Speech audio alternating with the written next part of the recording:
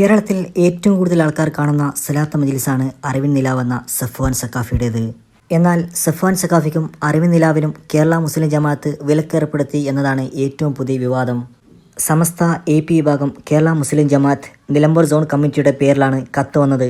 അതിലെ വരികൾ ഇങ്ങനെ: അറിവിൻ നിലാവ് എന്ന ട്രസ്റ്റും വ്യക്തിയും ദീനിനും സംഘടനയ്ക്കും നിരക്കാത്ത പ്രവർത്തനങ്ങൾ നടത്തുന്നു എന്ന പരാതി ലഭിച്ചതിൻ്റെ അടിസ്ഥാനത്തിൽ ഞങ്ങൾ പരിശോധിച്ചു. പരാതി സത്യമാണെന്ന് മനസ്സിലായി. ഇനി ആ വ്യക്തിയുമായോ ട്രസ്റ്റുമായോ സംഘടനയ്ക്കോ കീഴ്ഘടകങ്ങൾക്കോ യാതൊരു ബന്ധവുമില്ലെന്നും പ്രവർത്തകർ ഇതിൽ നിന്ന് വിട്ടുനിൽക്കണമെന്നും അറിയിക്കുന്നു. എന്നാൽ ഞാൻ ദീനി നിരക്കാത്തത് എന്താണ് ചെയ്തതെന്നാണ് ഉസ്താദിൻ്റെ മറുചോദ്യം. നിങ്ങൾ അറിവിൻ നിലാവിനെയും ഉസ്താദിനെയും സപ്പോർട്ട് ചെയ്യുന്ന ആളാണെങ്കിൽ ഈ വീഡിയോസിന് ലൈക്ക് ചെയ്യണേ.